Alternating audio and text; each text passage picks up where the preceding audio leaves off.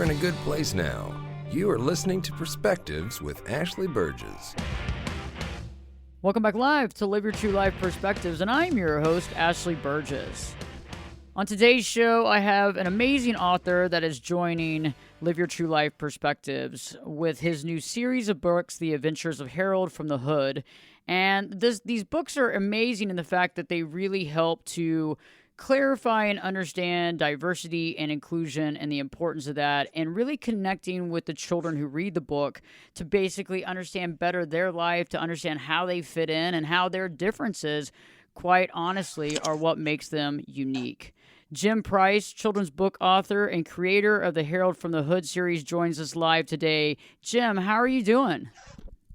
Pretty good. Thank you for having me. It's such a blessing to be a part of your show. And I look forward to having our conversation. This is amazing. I love your series of books and to definitely connect with Harold. Let's talk about that. Who was your muse for Harold from the Hood, and obviously the lead character Harold? Well, the story kind of came about from a long time ago. I'm a public educator, so I do social skills group with kids and things like that. So a while back, I was doing social skill lessons with some elementary kids, and the elementary kids, of course, had some issues with maintaining their attention and things of that nature. So I devised a new strategy that I would incorporate with the social skill lessons that I was doing with them, and that involved using a snail puppet. So I brought in the snail puppet and would, use the snail puppet as a way to have them interact and model behaviors with them. With the kids, and they loved it. I named the snail Harold from the Hood, and years later, at that time I wasn't thinking of it as being something that could be a social skill building series, but after some time elapsed, and all of a sudden I got the idea about, oh yeah, this could become a social skill building series thing. So after that, I put things together and put a plan in place, and all this time later, now it's become a social skill building series for kids. Let's go into The Adventures of Harold from the Hood, A Trip to the Park. That was the first one I actually read, Jim, and it was interesting. I love the fact that you use the characters, that are in the story are all different, as far as you have Harold, who's a snail, and then you have Jasper, who's a grasshopper, and then you have Lily the Ladybug. Tell me more about where that came from, because I think that's a great way of talking about diversity in a really neat way, especially to connect with kids. Yes, so a lot of those characters I formulated in that way purposely. And, because a lot of things in today's time, we have different races and cultures and cultural values and norms that people are attached to and things of that nature. So for kids, I thought it was important to be able to incorporate a way of having these dynamics of cultural differences be implemented in a way that kids could better relate to. So therefore, you have ideas of the bees. The bees have their own community and do their own thing, and they have their own way of connecting with nature. Same with ants. The ladybug, so you have all these elements of these differences, you know what I mean? But at the same time, they all kind of coexist in this ecosystem of being, together and doing things, separately from each other. But in the end, they're all in the same ecosystem, and they all cross paths and interact. So I purposely wanted to have something that could, steer children towards being able to have some correlation to, cultural differences as well, through using the medium of the ecosystem and having, different animals, bees and things of that nature, and ants be a part of that, ladybug and the grasshoppers and stuff, because they all are part of nature, in the same ecosystem. Very true. And it's interesting. I think it's a great take on the concept of explaining in a safe way and just kind of more of a inclusive way of diversity. And I know that this is definitely a purpose piece, Jim. Tell me more about your connection with expressing and helping kids understand diversity and inclusion. Yes, so my social skills series is definitely about understanding and trying to connect with the ideas of diversity and inclusion in a way where you can have honest conversations and open conversations about things related to diversity and inclusion. Because I know like we say, there's still issues with race in the country, and I think having social skill lessons that teach kids about how important it is to accept others' differences, accept others' differences, be able to relate to others in a way, um, and a perspective from others being different from yourself, and knowing that in some sense, a lot of times, if you just reach out and send yourself to be having an open mind to, be wanting to know about other cultural differences or people that are different from yourself, you will find out that there's a lot of things that actually, might have in common, which could connect things further in their role of being, having some togetherness and unity in some sense. I like that. And I feel like, yes, today more than ever, I think it's super important. And I think also kind of aligning with this type of expressive and interesting storyline that I think kids can get behind too, because it's just more encompassing, and I think that this can be very appealing. I know that you are a counselor as well. Tell me a little bit more about your background. So yes, I do counsel kids in the public schools, middle school counselor at the time. I have worked in elementary levels and at the high school level as well. So I am a public educator. I'm also a doctoral candidate at American International College. So that is something that I'm pursuing as well. And by next year, I'm hoping that will be bring closure to that part of my academic endeavors and things of that nature. But I also mentor the youth coaching basketball, doing things, doing this community, doing outreach in that way. So I do have my hands in a lot of different things in terms of that. Of course, with the book signings and book promotional things that I do, um, that adds to the dynamic of things that I keep my hands in as well.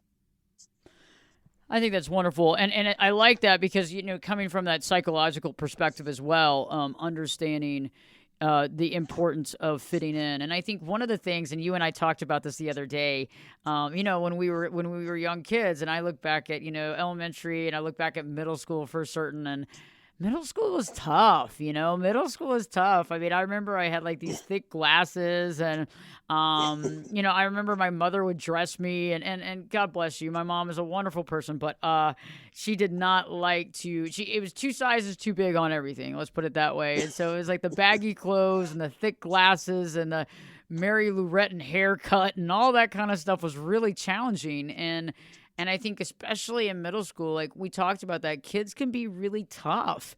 And kids Yes. can be judgmental. And how do you feel about that? Because I do feel like the judgment, I don't think it's across the board all the time, but I do think that some of that judgment comes from the environment and family dynamic as well.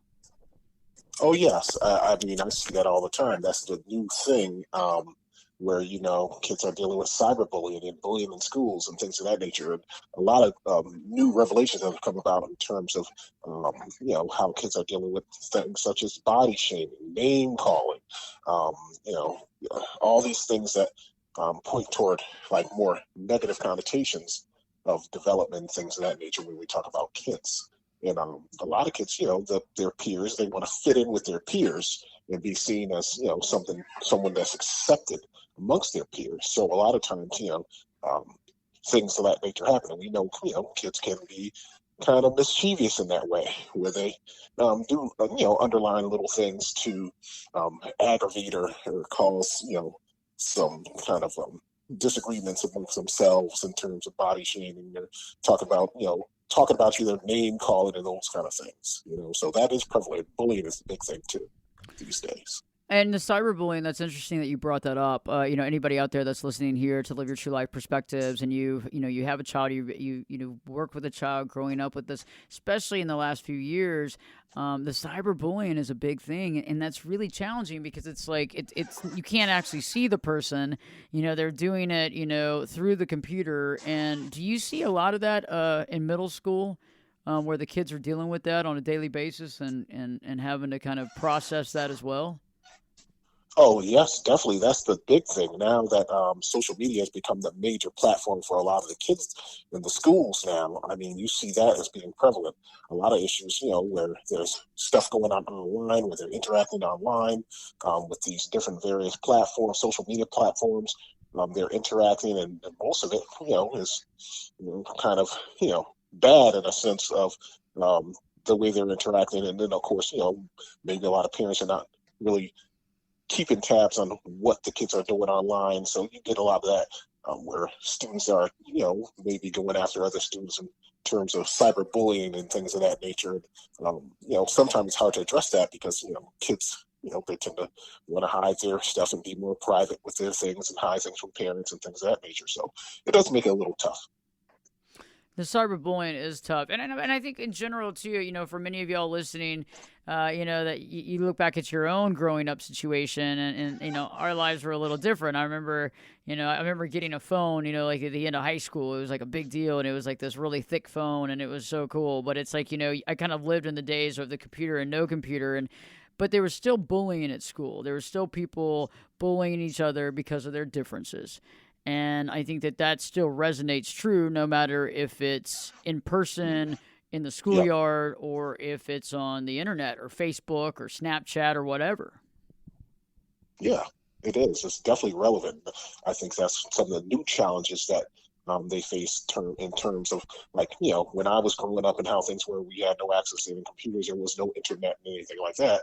And then today's culture where the kids have, like, a computer in the palm of their hands in terms of smartphones, and they got their tablets and things of that nature. So, I mean, a lot of that stuff is different from the backdrop of where we grew up as kids. And, these kids are now connected to all these aspects of social media, internet, and having access to a wealth of information and being exposed to so much more than when we were kids and being, coming up and not being as exposed to the things that we see kids exposed to today.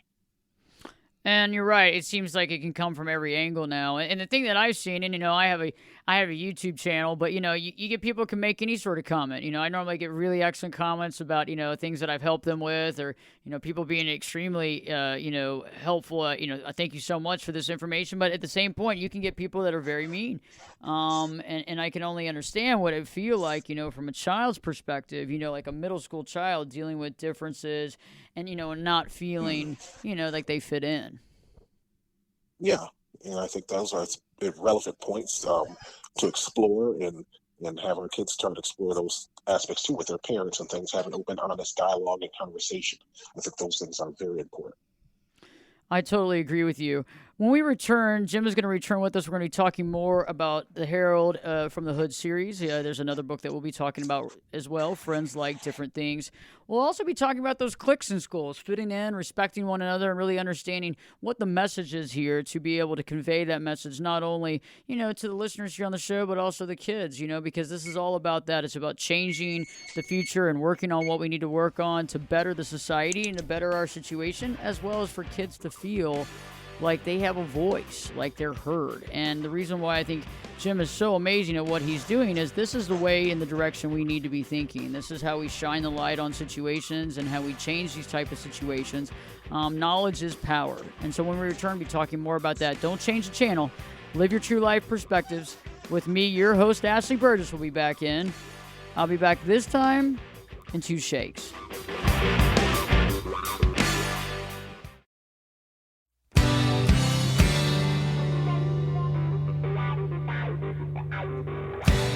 Turn it up and jump in the deep end on Perspectives. Now, here's Ashley. Welcome back live to Live Your True Life Perspectives, and I'm your host, Ashley Burgess. On today's show, I'm talking with children's author and creator of Herald from the Hood series, Jim Price. Jim, right before the break, we were talking about, how challenging it is to fit in, honestly. And, we have those situations in school, and I know that everybody listening can resonate. You have those certain cliques, where certain people are popular and unfortunately certain people aren't, and how hard that can be.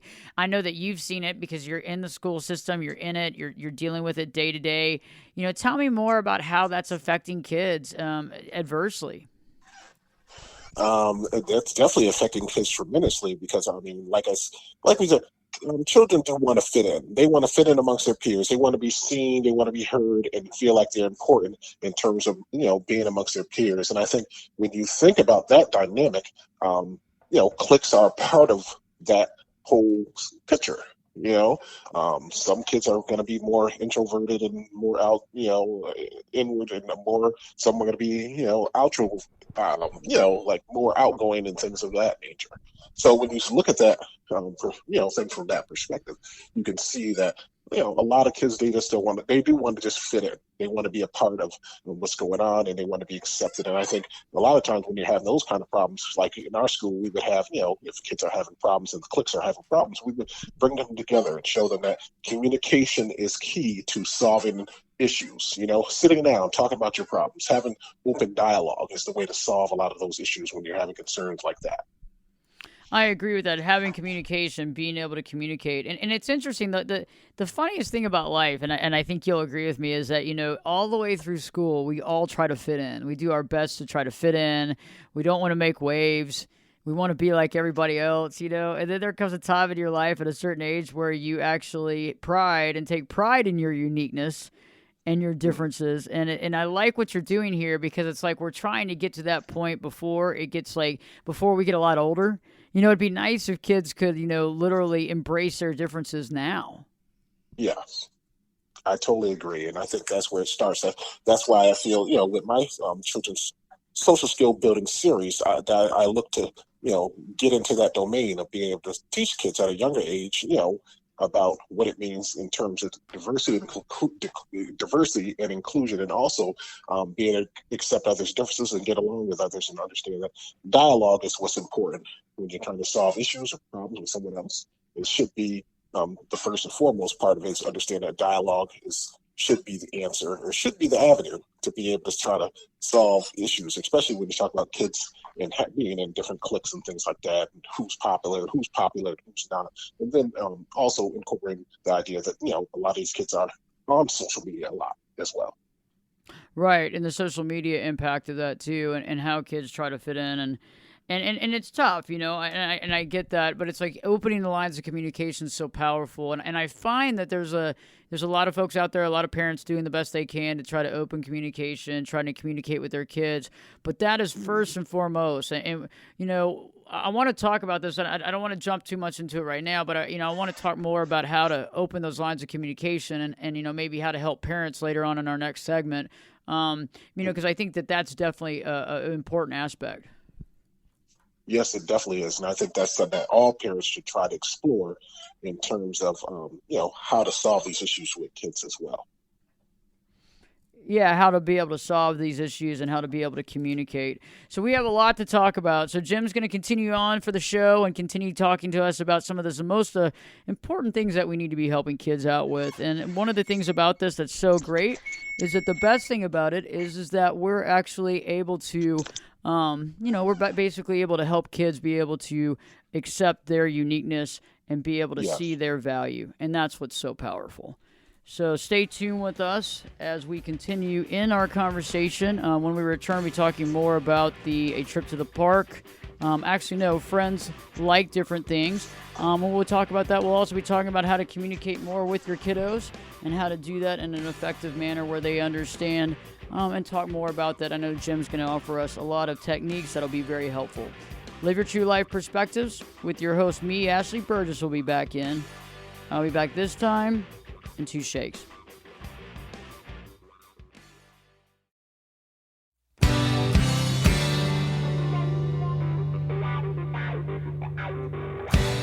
This is Jake Busey, and you're listening to Perspectives with Ashley Burgess.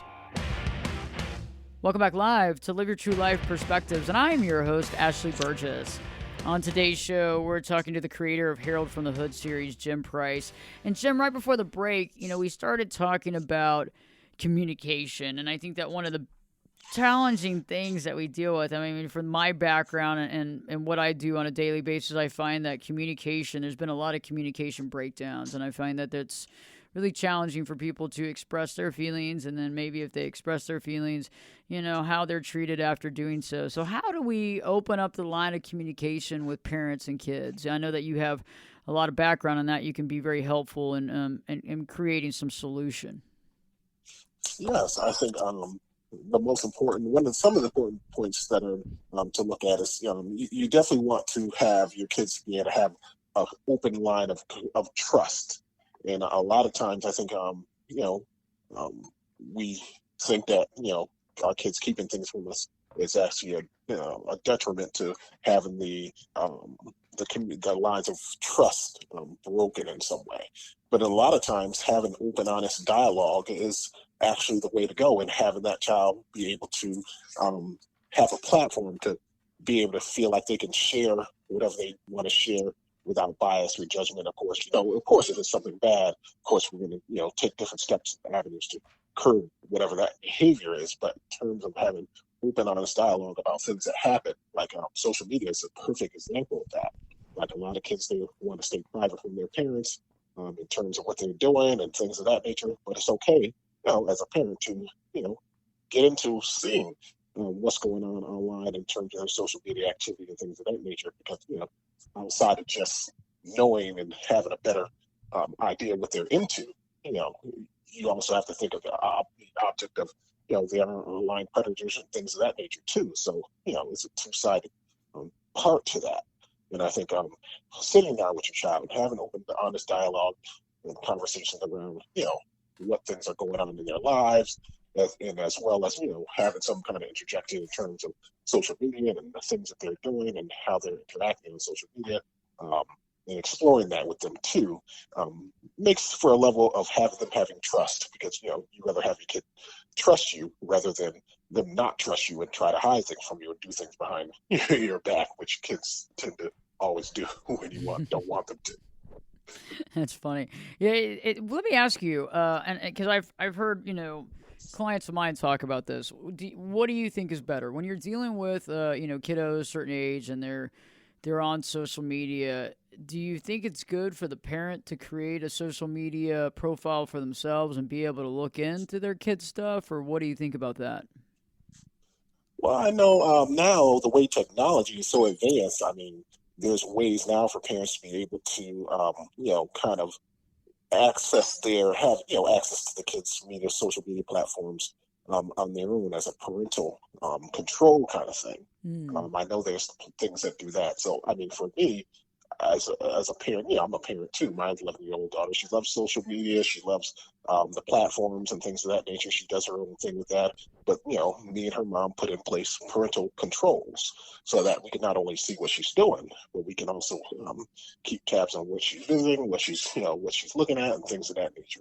So when you have that kind of aspect or dynamic in place with your child, I think it tends to make things so both parties, because the kids are going to know, hey, if I go on this site, my parents are going to see this, so they'll be more inept to be able to explore sites and profiles and platforms that they probably should not be exploring. So basically having a monitoring system basically and saying, I mean, do you just come straight out as a parent and say, hey, you can be on this platform, but we're going to have some ability to monitor what you're doing? I mean, is that what you did with your daughter? Yeah, I have honest conversation about why, and of course, we always had the dynamic of, there are, online predators, people who are predators that are online that, who want to cause harm and stuff and do bad things to kids, and we know that's a reality. And I think, in terms of being um, socially responsible in terms of social interaction on social media platforms, I think it's good to be able to have that element of parental control and be able to, have the kids understand it's just not about being annoying and all those things like that, but it's also about safety too. Because safety should be the number one priority in terms of, when we're talking about kids and social media and how we do it. I mean, it's prevalent across country, how social media has changed the reflection of how kids interact and things of that nature, in terms of when we talk about cyberbullying and all those things that are added into the mix of kids and their social interactions these days. That's smart. And I know that there's some concern too around 3D, I guess, the augmented reality as well. People are talking about how there's not a lot of safe protections around that too. And so parents are needing to take a real proactive stance on that too. Yes, I mean, I think those are elements too that all play a role in that, and it goes back to being able to have those honest, like open dialogue conversations, having honest, open communication with kids about the elements of how social media plays a role in their lives. A lot of kids, they overextend themselves, and they're like their over dependency on electronics and things of that nature does play a role in some of the dynamics of what we see today in terms of social interaction. Like kids today, they rather communicate through text rather than have honest speaking verbal dialogue. Like at school, I've seen kids like they're kind of in the lunchroom, and they're basically maybe a table away from each other, and they're texting each other rather than kids just going over to each other and saying, "Hey, how you doing?" And having conversation. So electronics have definitely changed the dynamics of a lot of the way our kids interact on an everyday basis. Very true. Very true. Let me ask you, do you think that bullying, like, outside of cyberbullying, because I think that's obviously grown, thousandfold because, it's new and that's what's happening. But what do you think about at school? Do you think that bullying still is an aspect of school on a day-to-day basis as far as face-to-face? I feel that it definitely has, because I think after like I use myself as an example, when the pandemic was happening and all the schools were shut down, everything was virtual at that time. And so you had a long period of time where the kids were not having any kind of real social interaction besides, looking at a screen to get instruction for academics. And then you get back to the point where, the schools reopen, and then you have the in-person element put back into the school settings and have the kids go back in person. And I mean, it's been such a long period of time that some of the kids, they're having a hard time just adjusting back to even, having regular social interaction with peers, which, brings out a number of behaviors in some kids and things like that in terms of acting out and things like that, name calling or whatever it may be, because they've not had that social interaction as far as like in-person, face-to-face with teachers and peers in such a long time that, it kind of causes a little, some issues in that respect. And I think after that period of time, kids have still been adjusting to the idea of being back in person. I mean, you think about it, it's only been like a year, it's this school year, where, kids have been kind of back in the fold of being in person and actually having, face-to-face interaction with teachers, whereas when they are on the platform of virtual, it just made it much more difficult. So I think kids are just still really adjusting to being back at school, being back in person, understanding social cues and things of that nature when they're interacting with peers, what's acceptable, what's not acceptable behavior in terms of social interaction. I mean, we see a lot of these things happening today. And bullying is definitely one of the things that, has been a part of that transition from virtual to in-person as well. And I think you're right about the COVID situation and the kids not having social interaction. And I think also the stress and the anxiety and the fear that resonated with a lot of children when they got back to school, it comes out in their behavior and how they treat other kids. Yes, definitely so.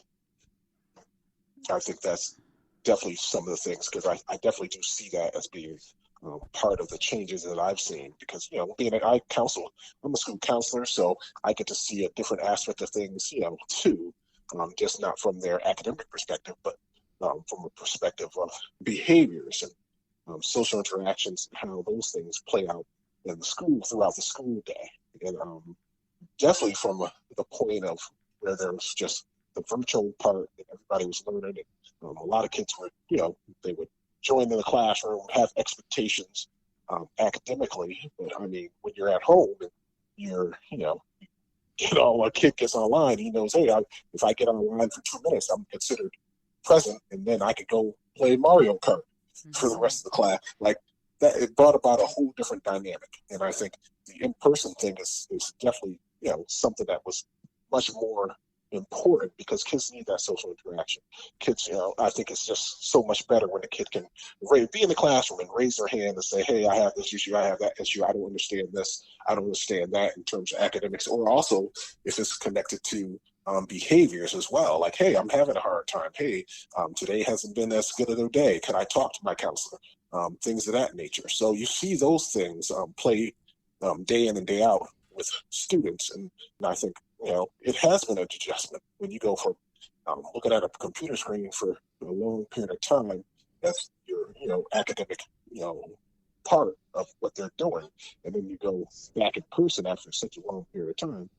There's definitely got to be a transition of trying to reintegrate the feeling of being in person, and seeing a teacher in person and things of that nature, and being around peers that you may have only seen on a computer screen, and now you're seeing all these people in person. Those could be transitions that are difficult for kids.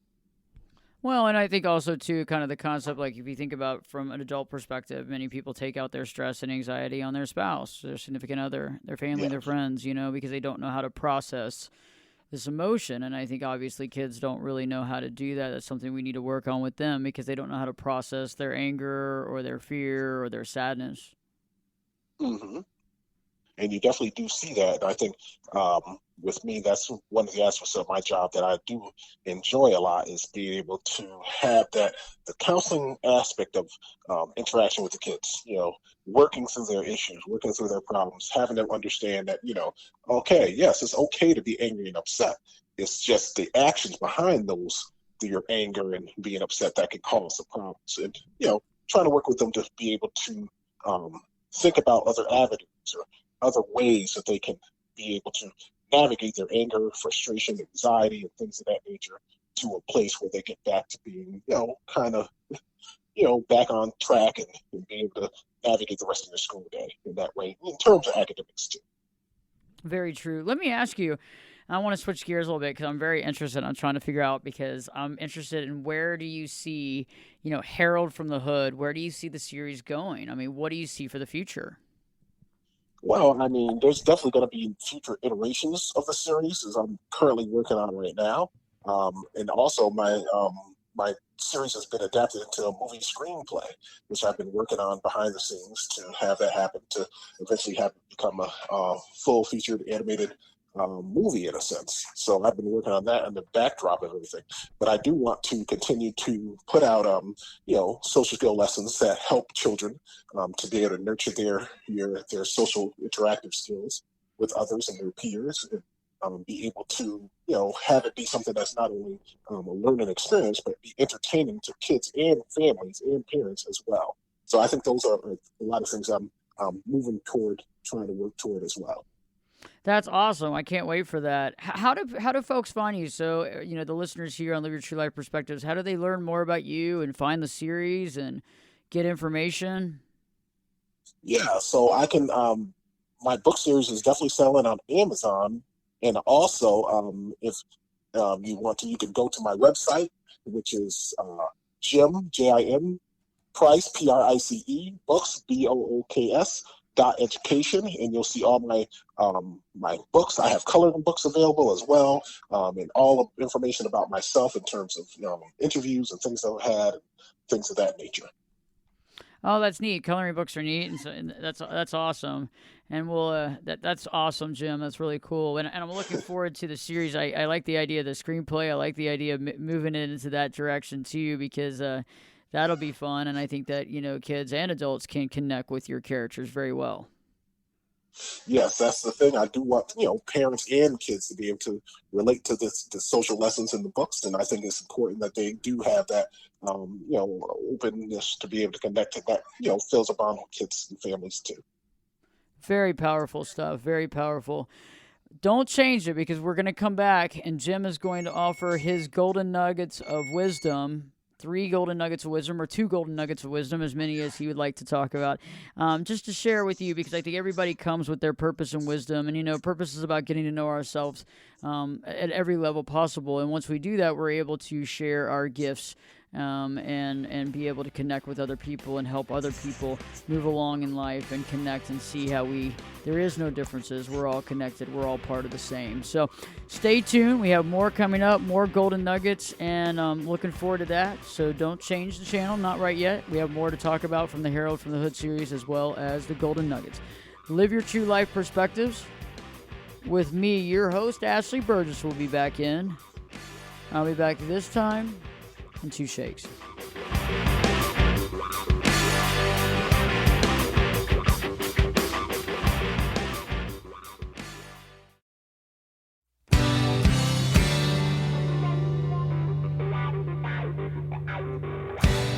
Get in here. You're listening to Perspectives with Ashley Burgess. Welcome back live to Live Your True Life Perspectives, and I'm your host, Ashley Burgess. On today's show, Jim Price has joined me. He's a children's author and creator of the Herald from the Hood series. And, this time is the time that I ask everybody that comes on my show to give us, a golden nugget of wisdom, something that they think is extremely important, something they really think about, something that can really connect with us. And so, Jim, it's time. I'd like to know. So share with us, some deep thoughts that you have. So one of the nuggets that I always like to share with people, I know there's a lot of people in the country, there's lots of people around the world that are dealing with past traumas in their lives that they have maybe not completely released or healed yet. And I always say to people, like, if you focus on self-love and healing those inner traumas that may not have been released yet, and also while incorporating prayer to daily routines that you have, you can definitely see a dynamic shift in your life that will head or lead to a much more fulfilling future.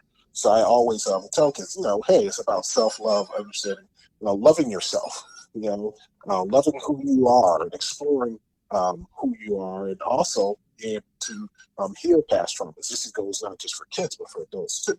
There's a lot of parents and adults that are have dealt with trauma in their lives, and they have maybe not completely healed those traumas, but being able to reach out and do the things that need to be done to heal those traumas and to get on that path of loving yourself, self-love, because they always say self-love is the best love.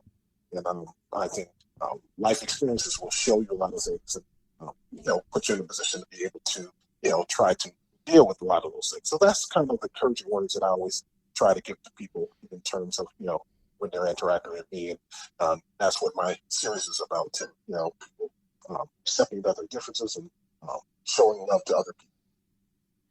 And I agree with that. And I think, unconditional self-love is so powerful. And it's the first thing that you have to do to get that is to be able to figure out how to give it to yourself. And it begins with working to embrace our differences and understanding who we are. And it's interesting how, if we can get kids to embrace their differences early on, it can be so powerful, because I feel like so many of us live the majority of our beginning of our life, not being happy with what makes us different or what makes us stand out or what makes us unique.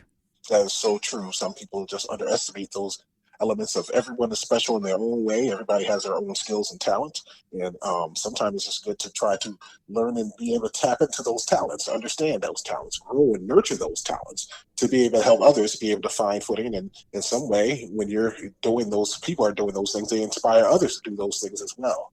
So, when you have a dynamic like that, you're actually, doing the work on yourself, and you're also inspired others to be able to, have that path too of, understanding their talents and things like that, maybe getting to the point of where they're saying, okay, I know my purpose, and what I'm supposed to be doing in terms of my life and things like that. And I think those elements are just so important and play a role in a lot of how we, perceive ourselves and things of that nature.